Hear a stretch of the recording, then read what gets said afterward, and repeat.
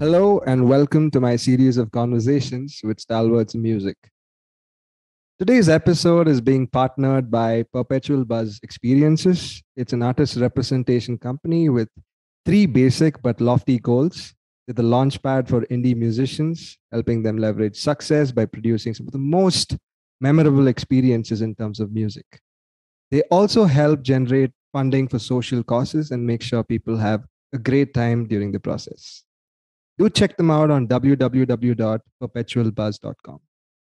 We have yet another sponsor today, which is Wire Up Music Store, one of the finest music retail stores with state-of-art equipment, your one-stop solution for the best musical gear. They have a wide range of gear, ranging from guitars to ukulele, percussive instruments to classical instruments. Do check out their Instagram page on wireup.india. My guest today is from the world of death metal, progressive jazz rock music. He's an incredible bass guitar player and also alternates as a pianist and a vocalist. He graduated from the prestigious Berklee School of Music and later joined the band Z in '93. He's done some significant work with the guitar legend Steve Vai. He embodies some of the highest aspirations any musician would have, joining forces with the Aristocrats in 2011.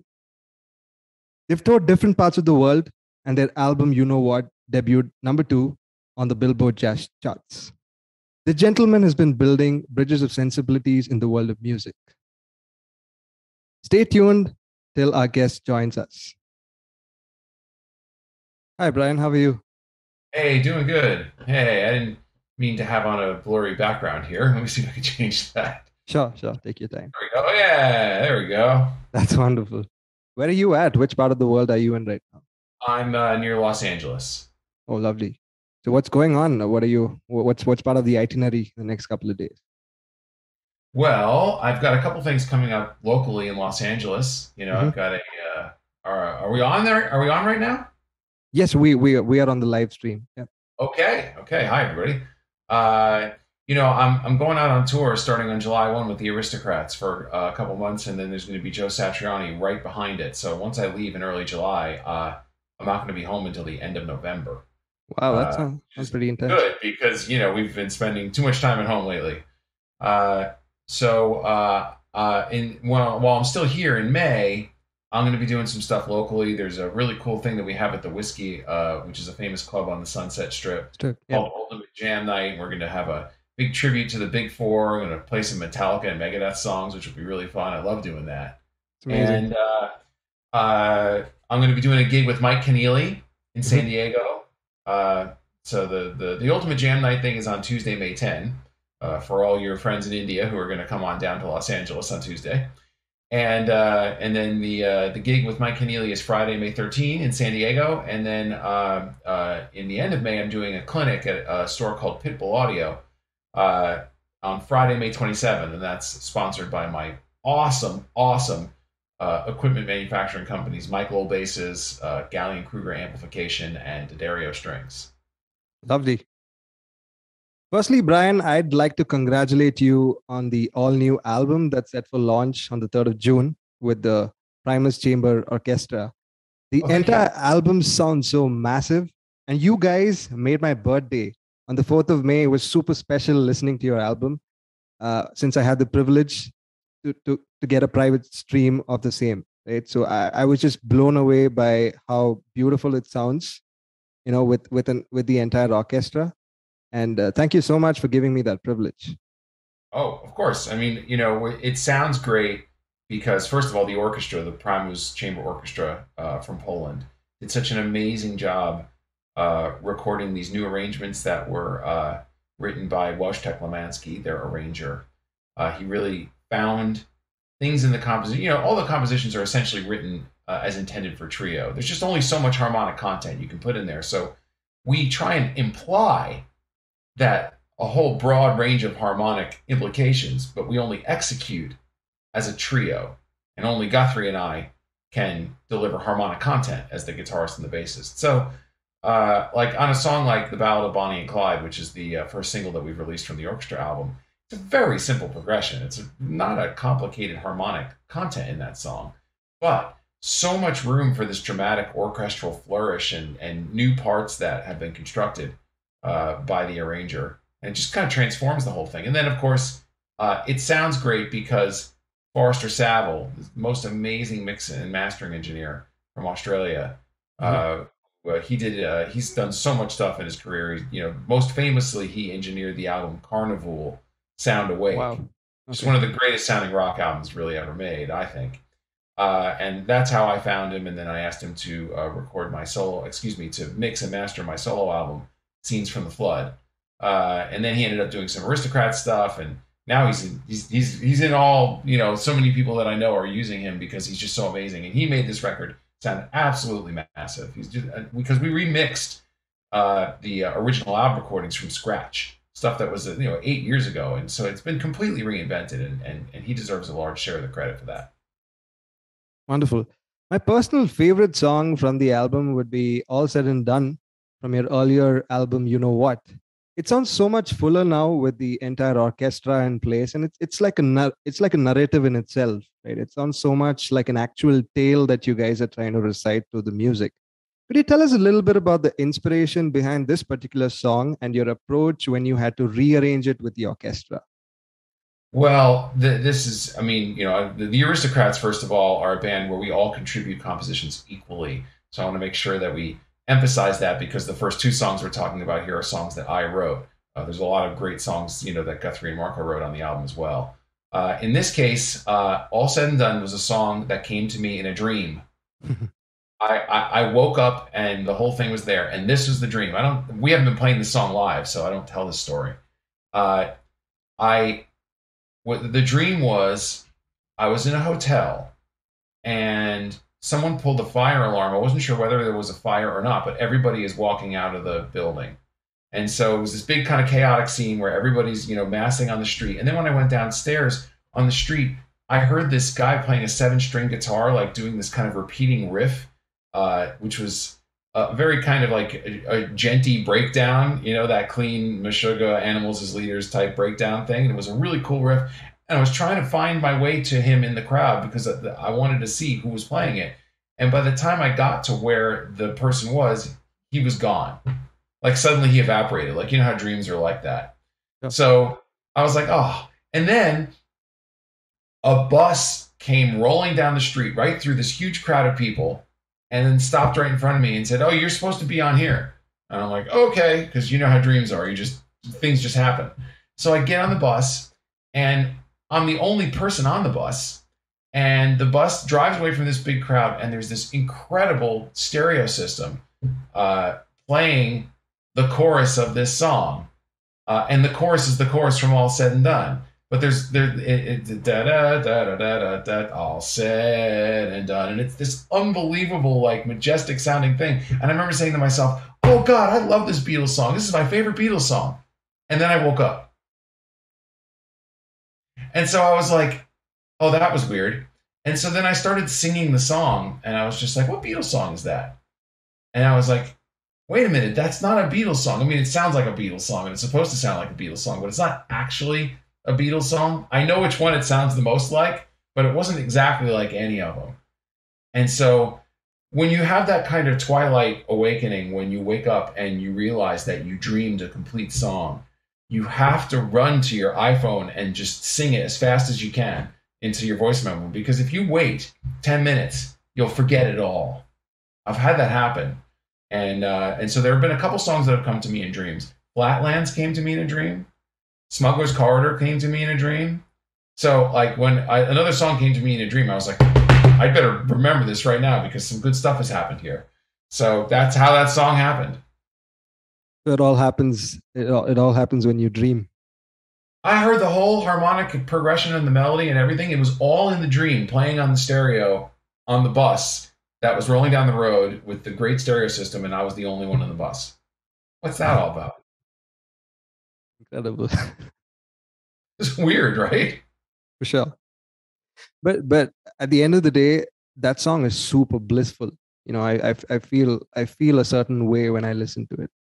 Oh, cool. Well, and the orchestra, I mean, it was really easy to give the arranger kind of a tip on the orchestra on that one. It's like, okay, just pretend you're George Martin, and what would you do with this song? And the rest just kind of. I mean, WASHIQUE did a great job on it, but I mean, it's a very obvious thing what that song is supposed to be, pastiche wise, I suppose. I just can't wait the rest of the world to sort of, listen to this album because it's just gonna blow their minds out. I And hope so. and I'm sure it's gonna bag a couple of Grammys for sure. Yeah. Well, we hope so. It's Yeah. funny that you mentioned that. Maybe someone who's watching this can clear this up for us. The I thought about trying to submit it for Grammy consideration as well, Hmm. but there's a requirement I learned very recently Okay. that 75% of the material on the album has to be newly recorded. All right. And so, what does that mean? Does that mean 75% of the songs has to have newly recorded material? Because if that's true, then every song has newly recorded material. But if it's if 75% of the songs have to have the whole thing is newly recorded, then within 5 years, then only the you know what songs qualify for that. And I don't know if we're going to get in. So I've actually reached out to the Grammy Academy to ask them this question. It's Mhm. funny you mention it, but no one's gotten back to me yet. Well, Don't they let's know hope for who the I am? let's hope for the best. Fingers crossed. Yeah, me too. What is it that keeps you content now after several many decades of success and fulfillment in terms of music? Nothing. Just kidding. I mean, at some level, you have to, if you're just like, okay, I'm content and that's it, then the fire to be additionally creative, is not there. There has to be something that you're still kind of reaching for, whatever it is. So that was what my little joke was about. But, the other thing is, I think that obviously the whole COVID era experience has just reset a lot of people. I mean, how could it not? I know it reset me in a lot of ways. I mean, I was really almost a complete touring musician for the last 6 years. Not a lot of gigs at home, just tour, tour, tour, tour, tour. So I was maybe a little bit over toured, and then of course I'm not anymore after 2 years of a break. But I remember feeling like, oh yeah, this is actually good. Not that COVID is good. COVID's terrible, but that we get a chance to reset and kind of find what's important in life and go out and gather content. Because I mean, I feel like in order to be creative, you need input from the world.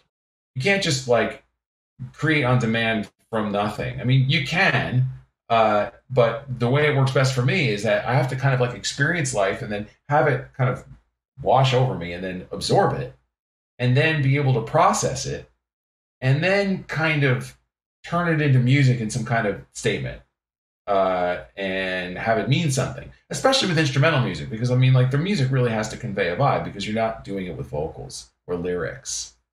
So, True. I had several years actually that were built up before I was able to produce Scenes from the Flood. I mean, my previous solo album before that was 12 years. Wow. So I felt like I had a lot to say. Writing Aristocrats music is not quite like that because that's more, it's not as heavy. I mean, the Aristocrats are supposed to be fun. So that's more about like, finding a really peculiar life experience and then trying to translate it into music. But you still have to go out and experience life in order to do that.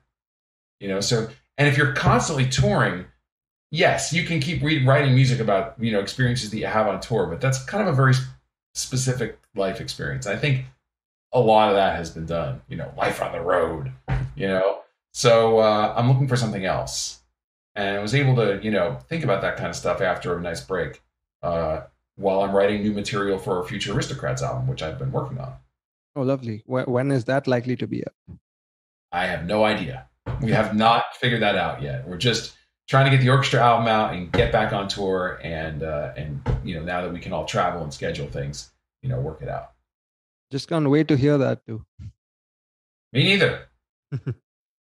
What do you generally look for in music collaborations, and what are some of the qualities that different musicians see in you when they try to collaborate?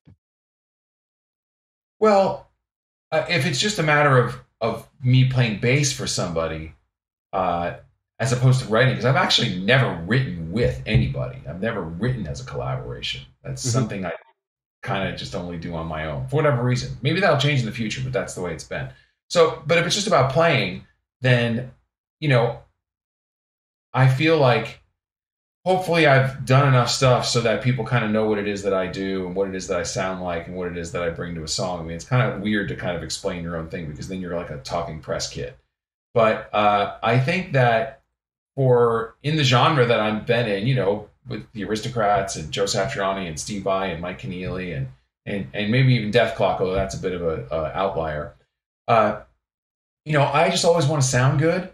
I always want the bass to sound really good because it's one thing to play the notes, but it's another thing to make the notes sound really big and warm and clear, fat, distorted, whatever you're going for. Just sound with intention. And always try and complement the song.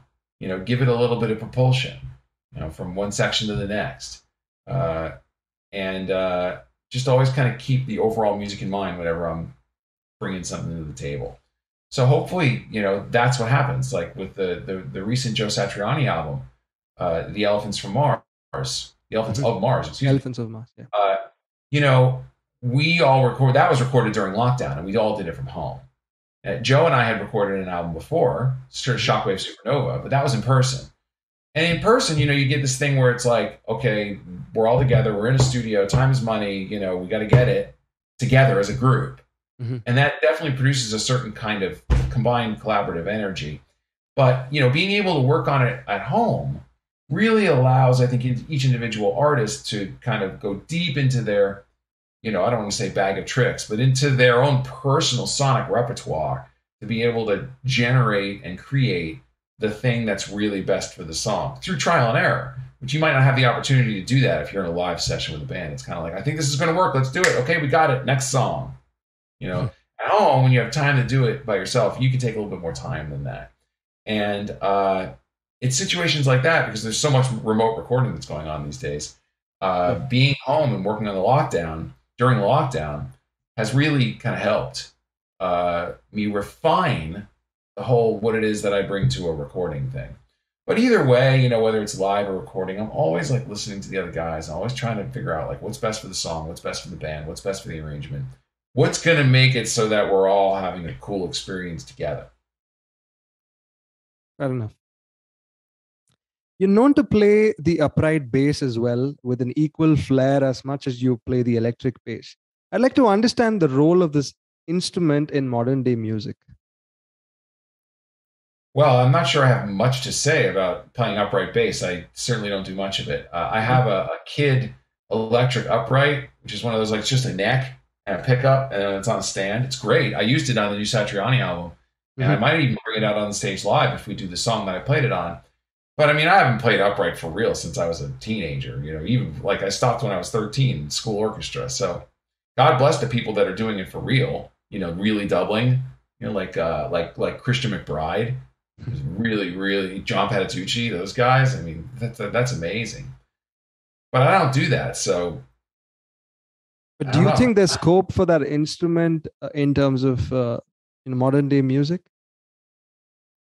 I mean, sure, but I mean, I think in the end, it kind of turns into like in modern music, the use of upright bass kind of. I mean, you end up kind of like falling into that postmodern jukebox world, right? Where you're finding ways to use vintage instruments to translate modern music and then make it sound like a pastiche of a different genre while taking the chords of the modern song that you're trying to interpret. I mean, I don't know too many. I mean, other than that, I mean, you remember the whole rockabilly and maybe ska. I mean, like there was a little bit of a revival 20 years ago, like Big Bad Voodoo Daddy and that whole thing where there was like a modern electric upright, but even that was a throwback to music of a different era, I think. So in the end, I think sounds, they imply certain time frames. A really, really classic blues guitar. Of course, there's people doing it now, but you're really referencing something from the 60s and the 70s in the end of the day.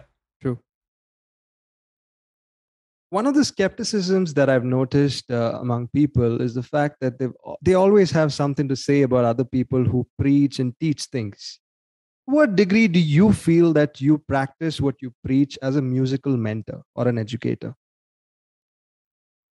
I try not to get too deep into these, I think this about that kind of conversations. I think that they end up just generating a lot of heat online, and then, people commenting back and forth, and God knows we have enough of that.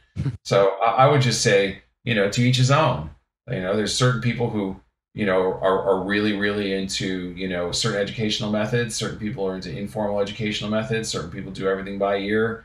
I went to Berklee College of Music. I learned a lot there, but I'm certainly not married to charts or theory or anything, and I'm not the most disciplined practicer or theory educator in the world, and I don't know every single mode of a mode or a scale of a scale or anything like that. I just play the music I love and play the music that I want to I'm gravitate towards. And I think we all do that. That's why we all got into music in the first place.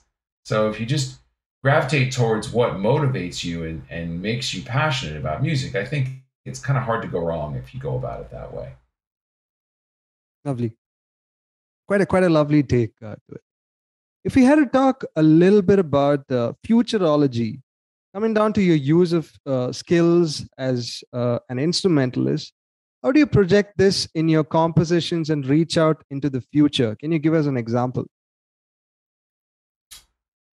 I'm not sure I can. How do you reach out into the future? I mean, the one thing we know about the future is we don't really know what's going to happen. We think we do, but we don't. And so really, the most important thing is concentrating on where you are in the present, because the present is what creates the future. So I think it's important to be really in touch with the sounds and the songs that are inspiring you, kind of like right now. And inevitably, some of it references the past. I mean, we're all standing on the shoulders of giants, all of us. It's all been done before, is one of the things they say. But, it's the combination of things that have already been done that can be repackaged into something new, or can be inspired that can become something new. And you just never know who's going to come up with it, and you never know whether that person is going to be you. I think the less you think about that sort of thing, the better. And I felt like, if you're thinking about what I'm going to create that's going to go into the future, how are you ever going to access a song that you have in a dream? Talk about something that's present, right? So, and then when you hear things like that, it's like, oh, I remember that sound from the dream. I'm just going to try and go for this. Or if you're having a thought about a song, and then, the most important thing is just don't think about it too much. Just get down and start demoing it. Start making the demo. And next thing you know, you've got something there that wasn't there before. And at some point in the future, hopefully some other people will hear. So there you've created the future. Would you say that the process of learning music involving a master, it definitely does involve transmission, that involves effort? And I think something that's much more complex than just training yourself and the effort that you put in. It's an interweaving of many complex ideas and processes around it. And I feel it's progressively being lost. What is your take on that? I think in some ways there's more mastery around musicianship than there ever has been. Mm-hmm. And I think a lot of that is because there's so much video. We're growing up, and when I was growing up, back in the 1400s, we had maybe a VHS, video cassette of somebody doing a 1 hour kind of video clinic, and maybe a live, movie or something. And that was it, unless you saw the show. The rest you had to figure out on your own. Now, you can see anytime, 24 hours a day, all these amazing musicians pulling off all sorts of incredible stuff, and you can see and freeze every single moment of their fingers. You can see exactly how they position themselves in the neck. And sometimes that's just the trick to pulling something off, is just seeing the hand alignment. Sometimes you can figure it out on your own and you realize, oh, okay, this has to be the way that the person did it, because there's no other way to do it. But that doesn't come naturally to everybody. So, I think that there is a hive mind because of all of the online content now that just didn't exist before the age of the internet. And that speeds along the process for a lot of people, and maybe allows people to kind of like use the cheat code and and skip some parts of the of a process that would have been longer 20, 30 years ago. Maybe that's good, maybe that's bad. But either way, it's not really my position to put like a value judgment on it. You know, what's the point of that anyway? What's happening is what's happening. You know, you got to play the game as it exists, not as you may wish or want it to be. Right. You've been training several students as a music educator. And in terms of, your students, every student is distinct, in the sense, in terms of their sensibilities, in terms of how they grasp things, in terms of the effort that they put in, right? So in what ways are your students different from what you were as a student when you were learning music? Well, everybody is different and everybody's the same. You know, we all want to be able to play the music we want to play. Some of it we know how to play, some of it we don't know how to play. And then we've got to find a way to get from here to there. How to get from, okay, I want to become better on my instrument so that I can do X. Generally, I don't think I've ever found a student who just wants to get better on their instrument just because they want to get better on their instrument. Just they want to get better on their instrument and achieve, more musical expertise so that they can play music, so that they could, do a recording or play with a band, usually play with a band. So in that way, everybody's really after the same thing. Personalities are all different. Every human being is unique, and that uniqueness translates into the way they play the instrument, the way they sound, the way they vibe, and everything. But I think it's easy to overthink all of this. We just want to play music. I think the real trick is to turn off all of the noise around, paralysis by analysis, and just sit down with your instrument, just play. The music and the instrument will tell you what to do to a large degree. And then if you're in private instruction with someone who's had a little bit more experience than you, they can say, oh, okay, well, maybe play it a little softer here, maybe position your hand like that. Have you considered, this harmonic roll and this scale, that stuff? Sure. But in the end, we're all after the same thing. And I think as educators, our job is just to kind of like remove the obstacles from people who are wanting to get better, and then kind of just point them in the right direction, and then just kind of set them free.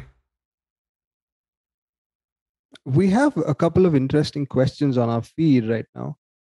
We have a lot of people from India who have some interesting questions. Okay. We have YASHIQUE who says, could you walk us through the creative process of writing a death metal track in a band like Death Clock? Okay. Well, first of all, I don't write for Death Clock, so it's not really my place to answer that. But I would tell you that if I'm writing a track, period, and it was a metal tune, I mean, with metal, the first thing you got to think of is just what's the riff. It just all starts there. The riff is the keystone for the whole song.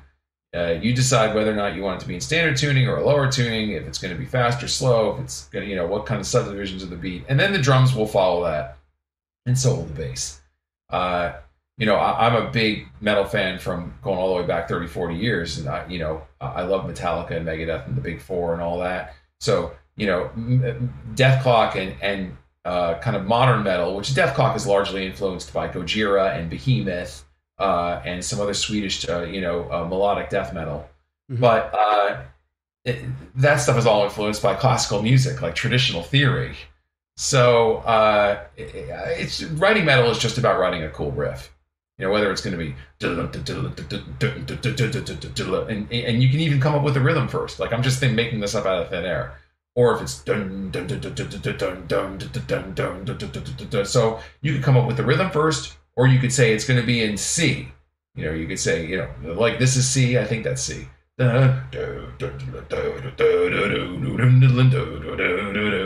decide what kind of tonal world you want it to be in, whether you want it to be melodic minor, or you want it to be harmonic minor, or it's probably minor. Anyway, again, I think that it's easy to overthink that too. You know what metal you like. You've been listening to it your whole life. So just sit down with your guitar and just start messing around and just start recording stuff, and then see what comes out.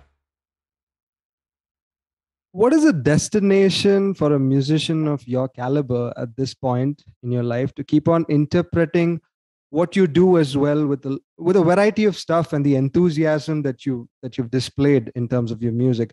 I'm curious to know from you if there are any new territories that you are interested in exploring in terms of music. Any new what?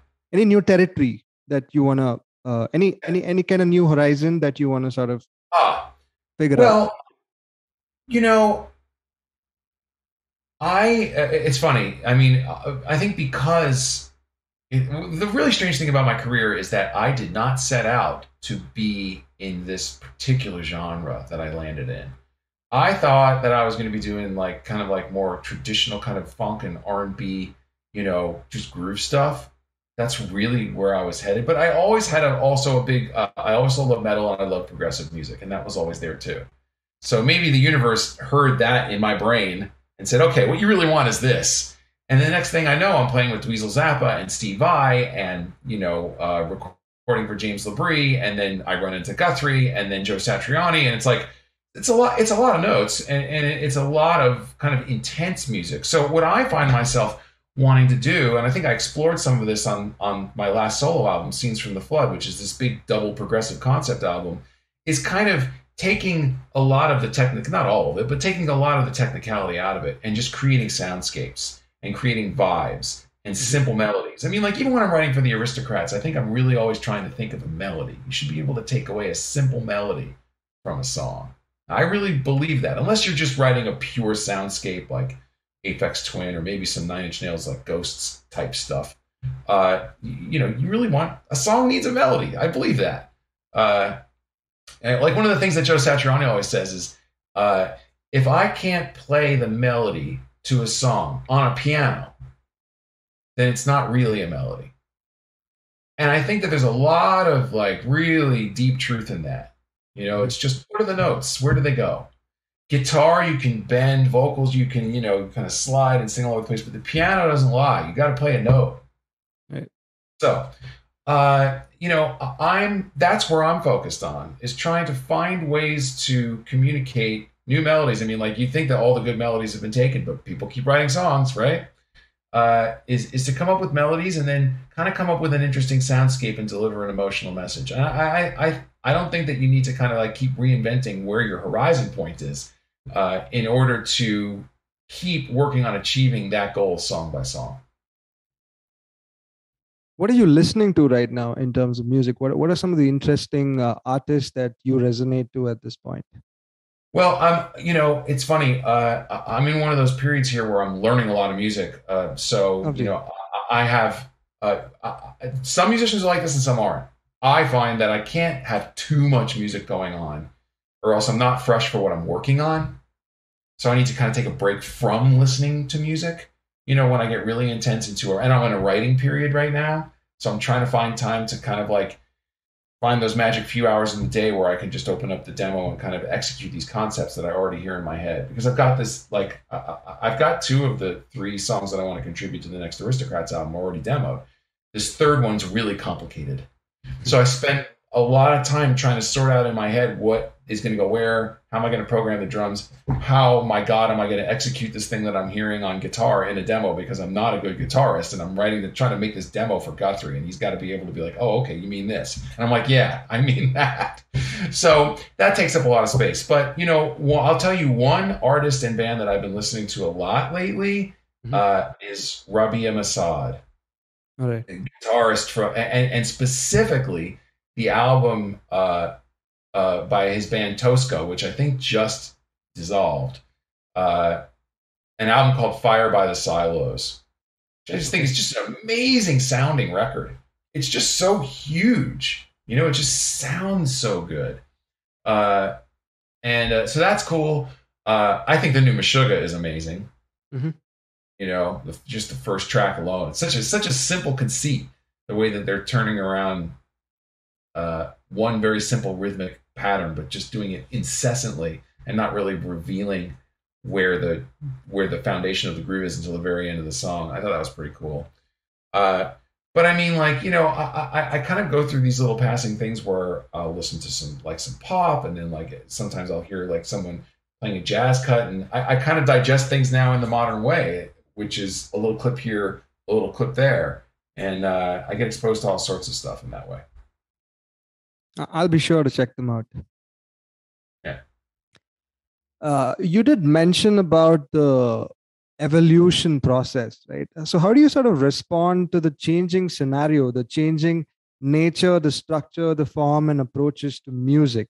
Right? Do you, in some way, perhaps despair its increasing commercialization?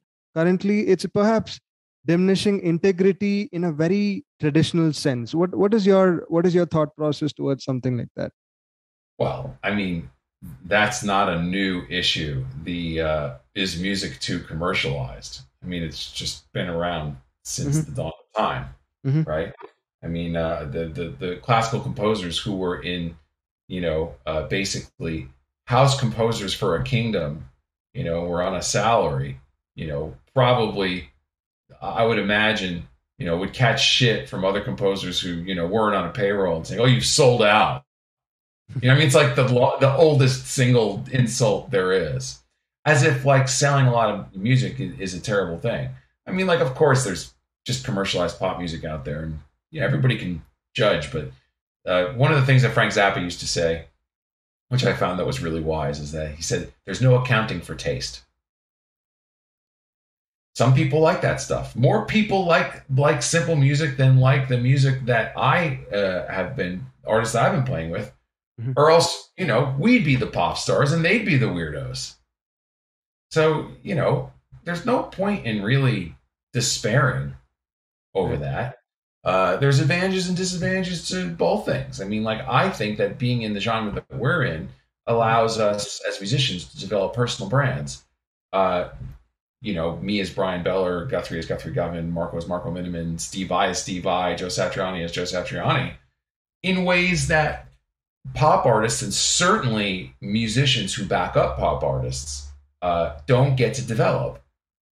It's like they have great careers, a lot of them doing really well, God bless. But we don't know who the guitarist for Pink is. He or she is probably great and doing well, but it's not like we automatically know who that is when we associate with the artist Pink. Whereas in our genre, we want to know generally, progressive instrumental, who's playing what? Who's the guitarist? Who's the keyboardist? Who's the drummer? Who's the bassist? And I think that's a cool thing. So I find that, it's probably more productive to focus on the things that are good about what we're doing, rather than the things that, we don't get because we're not playing more commercial music, whatever that is. That being said, are there certain principles that you incorporate in terms of your artistry?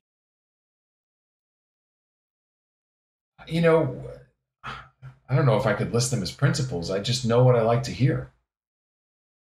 I think that's, as long as you follow the, play what you love, create what you love, that's the highest principle you could shoot for. Why would you do something that's not in sync with the things that you like to do? I mean, that's a recipe for suffering right there. So I just try and avoid that. The good news is that your mind wants to avoid that anyway. Right. Do you have a spiritual process? Generally, do you practice techniques of spirituality, which sort of adds to the musicality in some way? I'm not sure that that's a productive conversation. I could go on for an hour about my thoughts of, the spirituality, but I don't really get there in terms of like my music is touching a spiritual place, other than the presence and the being in the state where you're just associating with the music and your mind is clear of everything else. I think that is a spiritual state that is worthy of achieving.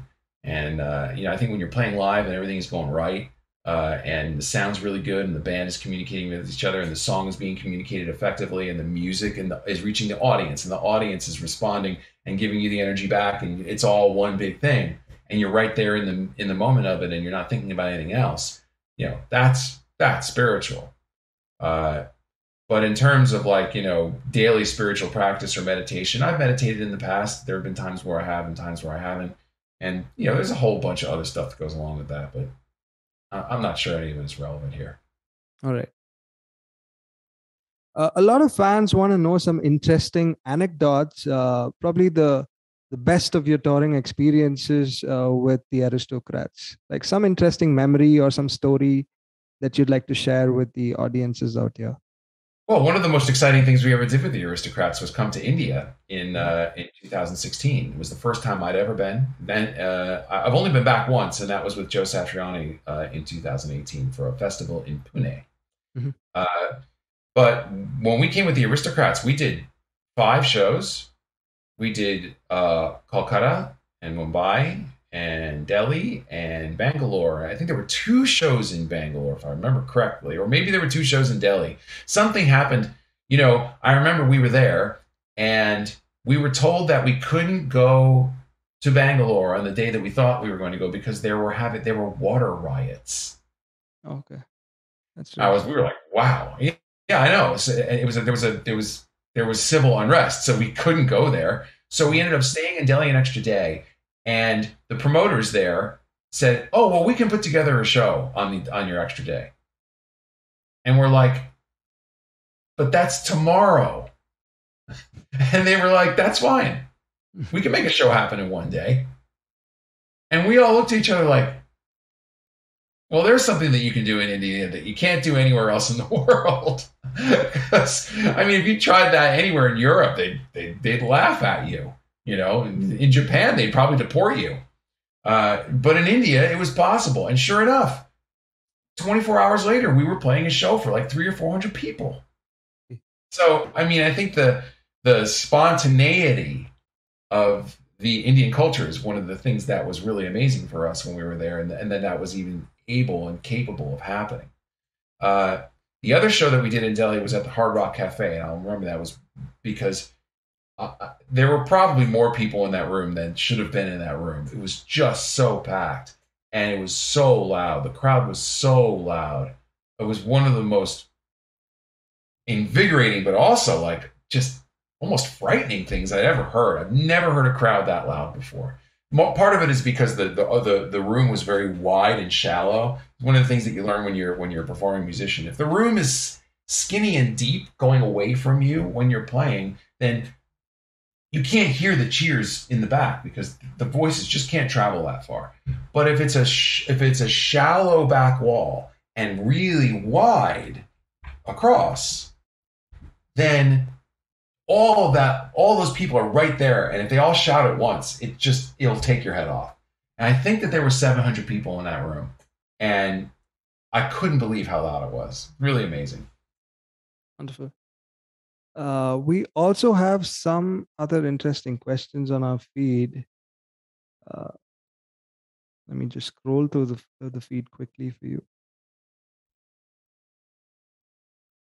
Yeah, so in terms of your whole repertoire, do you sort of carry forward the set of instructions in a very methodical way, or you just improvise when you're on stage? Because you do several concerts, several back-to-back concerts, and every night it's possibly going to be the same kind of set list, right? Be it with Aristocrats or any other artist for that matters. How do you do it? Like, do you do it like methodically, or do you just play by the feel of it?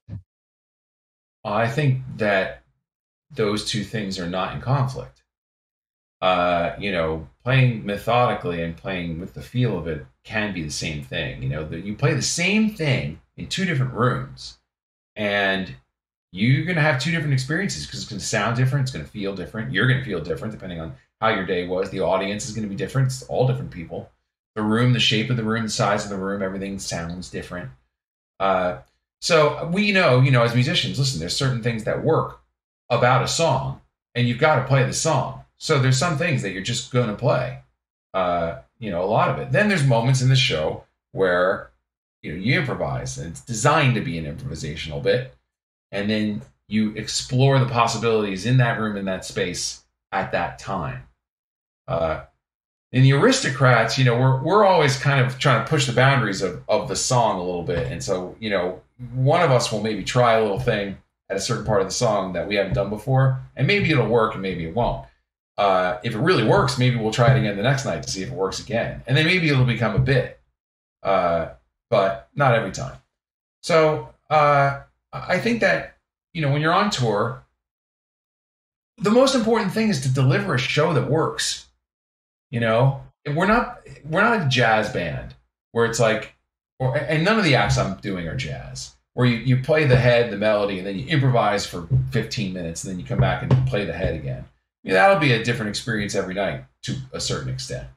But that's not what we're doing. We're a rock band. I play in rock bands. They have some jazz elements, some improvisational elements, but we're there to deliver a show that people are going to love, that works. And part of us being professionals is being up there and recognizing when something is working and also when something is not working.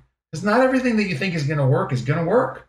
Audiences will tell you whether or not something is working by their response or whether it's not. And then I think it's up to us as musicians, especially if it's our own act, like the Aristocrats, to refine the show as we go through the tour. That's one of the great things about tours, is that you get the opportunity to refine the show and the set list as you go until maybe 10, 20 shows in, you've got this really, really cooking set that that every part of it works. And then once you've got that, then you can start to have a little more fun with kind of improv moments in the set. But really, I think in the first 10 shows of any tour, you're just trying to make sure that your show really kind of delivers for the audience. Nice. Now I'm going to move to a slightly interesting segment of our interview where I'll be asking you very concise questions, and you're going to be very spontaneous with your answers. All right. Okay. The first question for you. What is your idea of an all-star death metal band? Who would be in it, dead or alive? I don't know. I mean, I don't want to limit it to just one musician each. I mean, I think, either Gene Hoglan or Dave Lombardo on drums, is going to be great. Of course I want to be the bass player, but, Steve DiGiorgio is great. Alex Webster, those guys are great. God, there's so many great guitarists. I don't even know where to start, it'd be great to have Devin Townsend in the band. But also, I mean, Frederick from Meshuggah, Tosin from Animals as leaders. I mean, God, there's just so many people. I don't want to get into it's these four guys. There's just so much great stuff out there. Good enough. What is that one song that always makes you cry?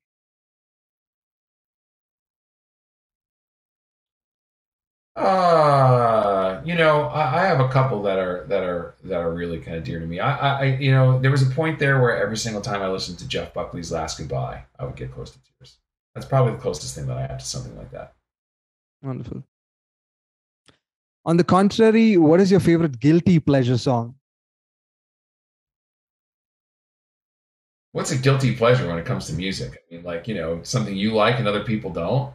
I'm not quite sure how to interpret that, because it makes it sound like it's like there's something wrong with you listening to it, which I just don't accept the premise of that. Okay.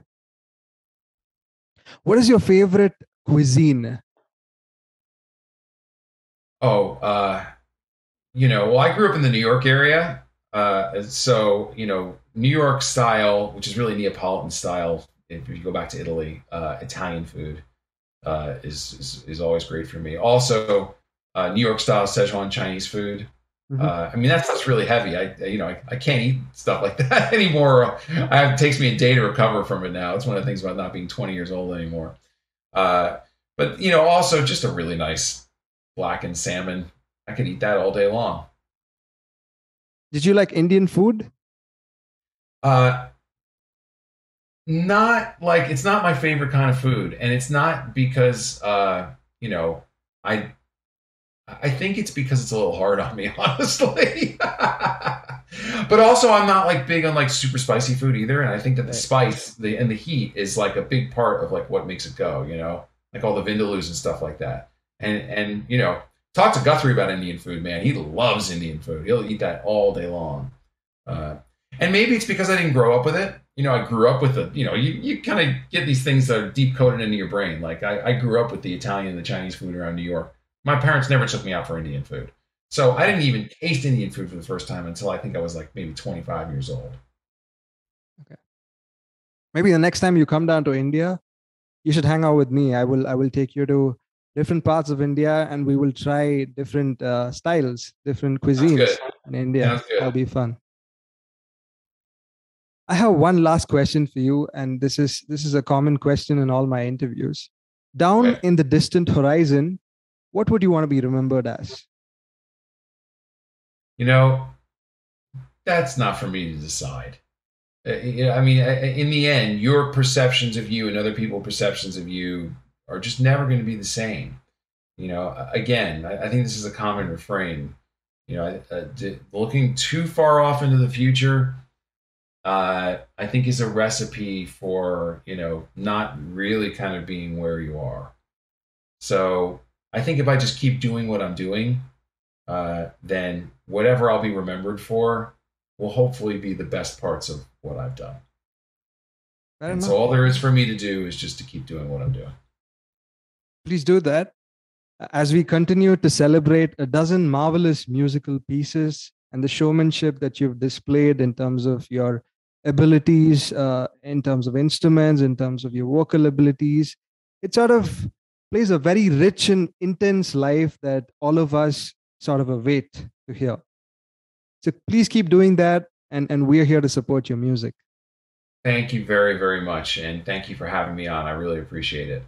This interview is also going to be part of my all new audio podcast, which is going to be called Stalwarts of Music with Aditya Veera. And it's additionally being aired on Big FM Shillong and Azol, two incredible radio stations that cater to music.